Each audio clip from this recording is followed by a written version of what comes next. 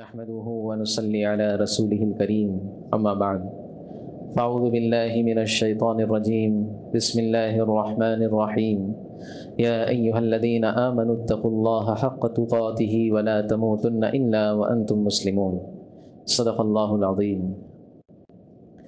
محترم حاضرین جمعہ، بزرگ و دوستوں اور میرے عزیز ساتھیوں، گزشتہ جمعہ کو ہم نے حضرت حمزہ اور حضرت عمر رضی اللہ عنہما کے قبول اسلام کا واقعہ سنا تھا، اور یہ بات بھی سمجھی تھی کہ ان دونوں کے اسلام میں داخل ہونے کی وجہ سے اللہ رب العزت نے مسلمانوں کو بہت بڑی خوشی سے نوازا اور مسلمانوں میں ہمت اور جذبہ پیدا ہو گیا۔ اور اسی طرح مشرکین مکہ میں ایک ڈر، ایک خوف پیدا ہو گیا۔ ڈر اس بات کا تھا کہ ہمارے بڑے بڑے بہادر، ہمارے نوجوان جن میں سر فہرست حمزہ تھے، عمر تھے، یہ لوگ جب قبول اسلام کر سکتے ہیں تو ان کو دیکھ کر کے ایسے بہت سارے لوگ ہیں جو اسلام کی سچائی اور اس کی حقانیت پر ایمان لا سکتے ہیں۔ لہٰذا مشرکین جو ظلم و ستم اللہ کے نبی صلی اللہ علیہ وسلم پر اور غریب مسلمانوں پر ڈھا رہے تھے، اس میں کچھ کمی آئی، لیکن مشرکین اس بات پر اڑے ہوئے تھے کہ کسی طرح سے ہم محمد صلی اللہ علیہ وسلم کو ان کی دعوت سے، ان کی تبلیغ سے روک کر رہیں گے۔ اور حضرت ابو طالب، اللہ کے نبی صلی اللہ علیہ وسلم کے چچا، ان کو بھی ایک ڈر ستا رہا تھا کہ عمر تلوار لے کر نکلے، اور ابو جہل اللہ کے نبی صلی اللہ علیہ وسلم کی گردن مبارک کو روننے چلا تھا۔ کہیں اہل عرب مشرکین مکہ میں سے کوئی ایسا شخص نہ کھڑا ہو جائے جو میرے بھتیجے کو قتل کر دے۔ اس لیے ابو طالب نے اپنے خاندان کی بڑی تو شاخیں تھیں، بنو ہاشم اور بنو مطلب۔ عربوں کے اندر خاندان ہوا کرتے تھے، اس کی شاخیں ہوا کرتی تھیں، برانچز ہوا کرتی تھی۔ تو یہ دو بڑے بڑے شاخیں تھیں، بنو ہاشم اور بنو مطلب، اللہ کے نبی کے خاندان کی۔ تو ابو طالب نے ان لوگوں کو جمع کیا اور جمع کر کے ان لوگوں سے ایک عہد و پیمان لیا۔ اچھا، ان میں صرف مسلم لوگ نہیں تھے، بنو ہاشم اور بنو مطلب میں مسلمانوں سے زیادہ غیر مسلم تھے، لیکن ابو طالب کے بلانے پر سب آئے، اور ابو طالب نے اپنے خاندان کی عظمت اور ان کے خاندان کے اتفاق کو بتلایا، اور یہ اندیشہ ظاہر کیا کہ یہ لوگ کہیں میرے بھتیجے کو قتل نہ کر لیں۔ تو وہ سب لوگ اللہ کے نبی صلی اللہ علیہ وسلم کی محبت میں اور اپنے خاندان کی عظمت کے تحت ایک جگہ پر جمع ہو گئے۔ یہ بڑی عجیب بات ہے دوستوں، یہ چیز جب میں پڑھتا ہوں یا سنتا ہوں تو مجھے بھی عجیب لگتا ہے کہ اس وقت کے جو غیر مسلم تھے ان کو بھی اللہ کے نبی سے کتنی محبت تھی۔ اب یہ محبت کا اظہار کیسے ہوگا میں آگے چل کے بتاؤں۔ محبت کے دعوے تو ہم بھی کرتے ہیں، لیکن محبت صرف دعووں کا نام نہیں ہے۔ تو ان لوگوں نے اللہ کے نبی صلی اللہ علیہ وسلم کی حفاظت کا عہد و پیمان لیا۔ ابو طالب کو کہا گھبرائیے نہیں، ہم آپ کے ساتھ ہیں۔ صرف ابو لہب، اللہ کے نبی کا جو چچا تھا، اسی خاندان میں سے تھا، بنو مطلب میں سے، اس نے کہا میں تمہاری بات نہیں مانتا، صرف وہ الگ ہوا، باقی سب متفق ہو گئے۔ اب پھر سے ابو طالب کے پاس مشرکین مکہ آئے، ابو جہل بھی تھا، اور پھر سے سمجھایا۔ تو ابو طالب نے کہا میں میرے بھتیجے کو بلاتا ہوں، اس کے سامنے بات کروں، کیونکہ کسی نہ کسی درجے میں ابو طالب کو ایک ڈر تھا کہ میرے بھتیجے کو کوئی نقصان نہ پہنچے۔ تو جب اللہ کے نبی صلی اللہ علیہ وسلم کو مشرکین مکہ کے سامنے پیش کیا گیا، ایک طرف بنو طالب ہے، بنو ہاشم ہے، ایک طرف پورے مشرکین مکہ ہے، تو اللہ کے نبی صلی اللہ علیہ وسلم کو یہ کہا گیا کہ تم ہماری بات مان لو، یہ آخری موقع ہے، ایک اللہ کی دعوت نہ دو۔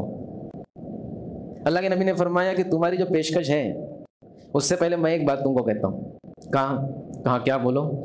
کہنے لگے میرے پاس ایک ایسی چیز ہے، اگر تم اس کو مان لو گے تو جتنا عرب ہے یہ عرب کا علاقہ تمہارے تابع ہو جائے گا.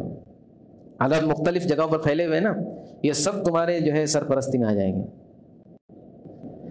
اور عجم یعنی عرب کے علاوہ جو علاقے ہیں اس میں ہندوستان اور مختلف علاقے تھے عجم کے اندر، عجم پر تمہاری بادشاہت ہو جائے گی، تم عجم کے بادشاہ بن جاؤ گے، گویا کہ پوری دنیا تمہارے تابع ہو جائیں گی. تو ابو جہل فوراً کہنے لگا ایسی کیا بات ہے، ہمیں بھی بتاؤ کہ اگر وہ بات ہم لوگ مان لیں گے تو عرب ہمارے تابع اور عجم کے ہم بادشاہ بن جائیں گے.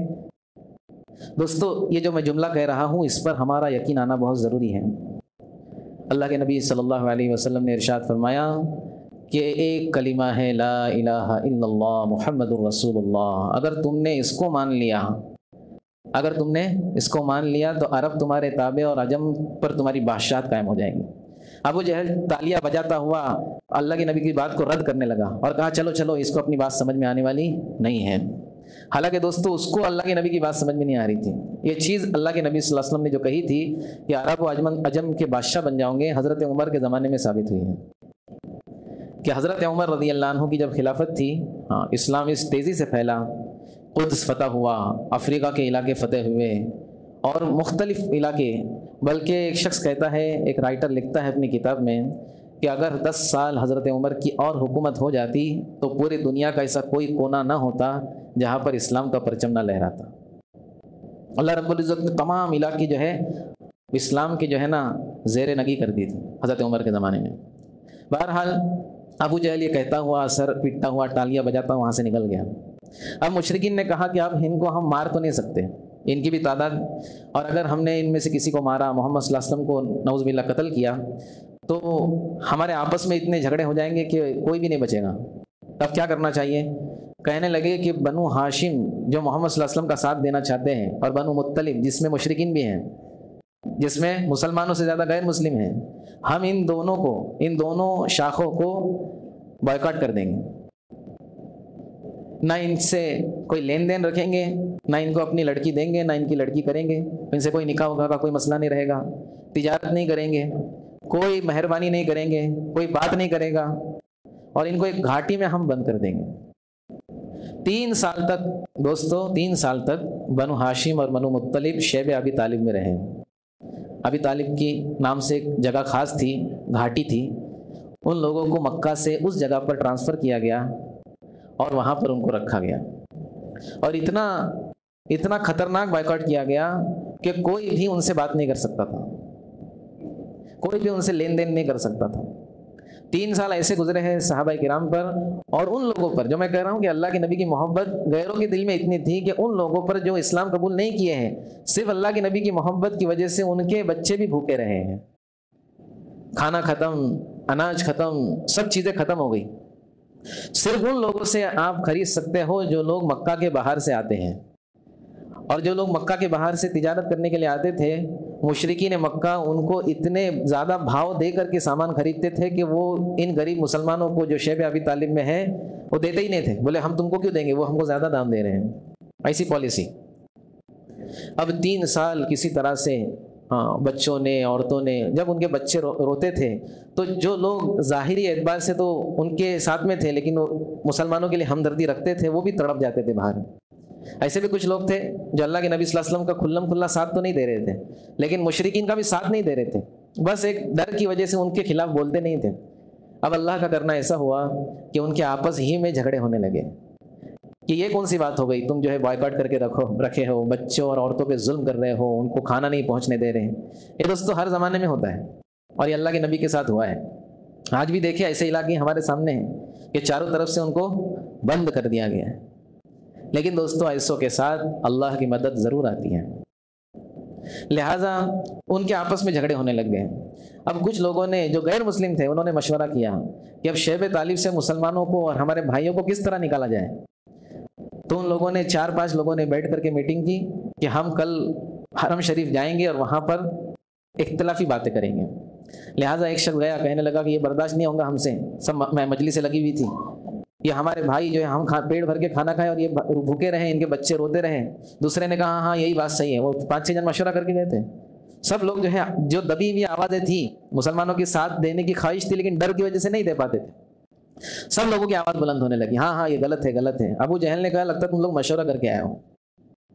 اتنے میں ایک شخص کہنے لگے کہ اللہ کے نبی صلی اللہ علیہ وسلم نے کل ہم کو یہ خبر دی ہے کہ جو ایگریمنٹ بنا تھا، جو عہد سب سے لیا گیا تھا کہ مسلمانوں کا بائیکاٹ کیا جائے گا، ان سے تعلق توڑا جائے گا، رشتہ داری بھی نہیں رکھی جائیں گی، ان کو کھانے پینے کے بھی سامان نہ پہنچنے دیا جائے گا، جو ایگریمنٹ تم لوگوں نے خانہ کعبہ کے اندر لٹکایا تھا، محمد صلی اللہ علیہ وسلم شیب ابی طالب میں بیٹھ کر یہ خبر دے رہے ہیں کہ وہ صحیفہ دیمک کی نظر ہو گیا ہے، جو لکھا ہوا ہے اس کو دیمک نے کھا لیا ہے، اور اللہ کے نبی صلی اللہ علیہ وسلم کا وہاں سے آنا یہاں پہ ممکن ہی نہیں تھا، بلکہ کسی کا بھی جانا وہاں پر ممکن نہیں تھا، بڑے بڑے جو سردار تھے وہی وہاں پر جاتے تھے۔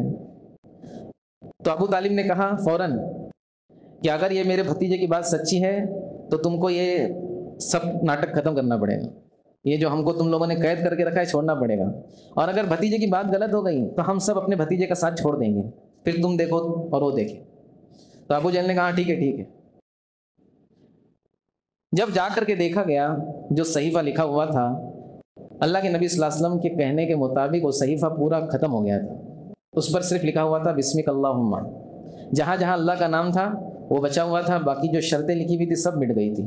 اب فوراً ابو جہل اور مشرکین جو تھے وہ ان کے چہرے اتر گئے کہ یہ بات محمد صلی اللہ علیہ وسلم کو پتہ کیسے چلی۔ اب جو ہے جس کسی طرح سے وہ بائیکاٹ اس صحیفے کے ختم ہوتے ہی اور لوگوں کے اختلاف کی وجہ سے بہت سارے لوگ راضی نہیں تھے اس کے اوپر، یہ بائیکاٹ ختم ہو گیا، اب سب واپس سے مکہ میں آ گئے۔ لیکن اب بھی آزمائشیں گھٹی نہیں تھی، ختم نہیں ہوئی تھی۔ اللہ کے نبی صلی اللہ علیہ وسلم کے ساتھ اب اور بڑی آزمائش آنی تھی۔ سب سے بڑی آزمائش اللہ کے نبی صلی اللہ علیہ وسلم کے لیے یہ تھی کہ ابو طالب جو اللہ کے نبی صلی اللہ علیہ وسلم کے ہر میدان میں ساتھ دیا کرتے تھے، ہر جگہ پر اللہ کے نبی صلی اللہ علیہ وسلم کا سہارا بنتے تھے، یہ بیمار پڑ گئے۔ ان کی عمر بعض روایت میں آتی ہے 80 سال کے قریب پہنچ گئی، یہ بیمار پڑ گئے۔ اب جب بیمار پڑے ہیں تو یہ بھی ڈر مشرکین کو تھا کہ اب یہ بیمار پڑ گئے ہیں، اگر ان کا انتقال ہو گیا اور ان کے زندگی میں اگر کوئی فیصلہ نہیں ہو سکا، ہم محمد صلی اللہ علیہ وسلم کو نہیں روک پائے تو بعد میں بھی نہیں روک سکتے، کسی طرح سے ابھی یہ معاملے کو ختم کر دیا جانا چاہیے۔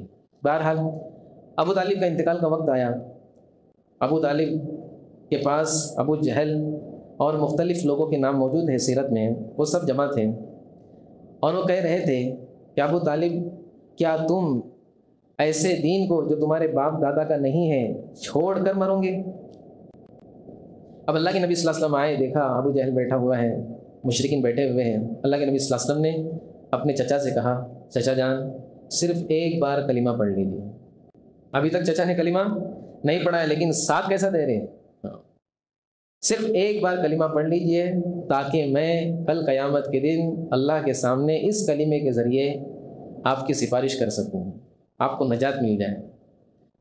اب وہاں سے ابو جہل وغیرہ جو ہے مستقل کان بھر رہے ہیں۔ آخری جملے ابو طالب کے یہ تھے، روایت میں آتا ہے کہ میں عبد المطلب یعنی اپنے باپ کا نام، اللہ کے نبی صلی اللہ علیہ وسلم کے دادا کا نام لیا، میں اپنے باپ عبد المطلب کے دین پر ہوں، ان کی ملت پر ہوں، اور ان کا انتقال ہو گیا۔ اب جو ہے اللہ کے نبی صلی اللہ علیہ وسلم پر یہ چیز اتنی شاق گزری، دو غم اللہ کے نبی صلی اللہ علیہ وسلم کو لاحق ہوئے۔ ایک غم تو یہ کہ اتنی محبوب شخصیت اللہ کے نبی صلی اللہ علیہ وسلم سے جتنی وہ محبت کرتے تھے، اللہ کے نبی اس سے زیادہ ان سے محبت کرتے تھے، کیونکہ جب حضرت آمنہ کا جب انتقال ہو گیا اور عبد المطلب کا انتقال ہو گیا تو ابو طالب ہی نے اللہ کے نبی صلی اللہ علیہ وسلم کو پالا پوسا بڑا کیا، ہر چاہت پوری کی، ہر خواہش پوری کی۔ مطلب اللہ کے نبی صلی اللہ علیہ وسلم کے لیے اس وقت ماں باپ دادا دادی پورے خاندان کا نچوڑ تھے ابو طالب۔ تو ایک غم تو یہ کہ ابو طالب کا انتقال ہو گیا، بہت غمگین ہوئے اللہ کے نبی صلی اللہ علیہ وسلم، اور اس سے بڑا غم یہ تھا کہ بغیر کلمے کے چلے گئے۔ اتنا رنج ہوا، اللہ کے نبی نے فرمایا کہ جب تک اللہ مجھے نہ روکے میں ان کے لیے مغفرت کی دعا کروں گا، کیونکہ کسی مشرک کے لیے جو دین اسلام قبول نہ کرے اس کے لیے دعا ہدایت کی تو کر سکتے، مغفرت کی دعا نہیں کر سکتی، اللہ اس کو معاف کر دے۔ جب تک اللہ مجھ کو نہیں روکے گا جب تک میں ان کے لیے مغفرت کی دعا کروں گا۔ کیسی مدد کی تھی اللہ کے نبی صلی اللہ علیہ وسلم، کیسی محبت تھی۔ آخرکار قرآن مجید میں اللہ رب العزت نے روک ہی دیا کہ آپ کسی مشرک کے لیے مغفرت کی دعا نہیں کر سکتے۔ اور پھر دوسری آیت نازل ہوئی انک لا تہدی من احببت، کہ آپ جس کو چاہتے ہیں اس کو ہدایت نہیں دے سکتے، بلکہ ہدایت تو اس کو ملے گی جس کو اللہ چاہے گا۔ ہدایت کس کو ملے گی؟ جس کو اللہ چاہے گا۔ آپ جس کو چاہیں گے اس کو ہدایت نہیں دے سکتے۔ ہاں آپ ہدایت کی محنت کریں گے، ہدایت کی محنت آپ کے ذمہ ہے، لیکن ہدایت دینا نہیں دینا یہ ہمارے ہاتھ۔ لہٰذا اللہ کے نبی صلی اللہ علیہ وسلم کا ایک بہت بڑا سہارا اس دنیا سے چلا گیا، اور ابھی وقت بھی پورا ہو گیا ہے۔ اسی سال میں ایک اور حادثہ پیش آیا، اسی لیے اس سال کو عام الحزن کہا گیا، غم کا سال کہا گیا۔ اللہ کے نبی صلی اللہ علیہ وسلم کی زندگی میں یہ سال غم کا سال کہلایا ہے۔ انشاءاللہ اس کی تفصیل آئندہ بیان ہوگی۔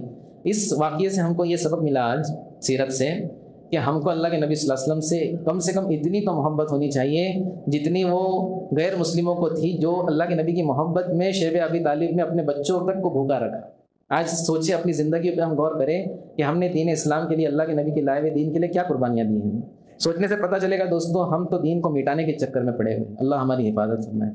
مل کر بیٹھے صفوں کی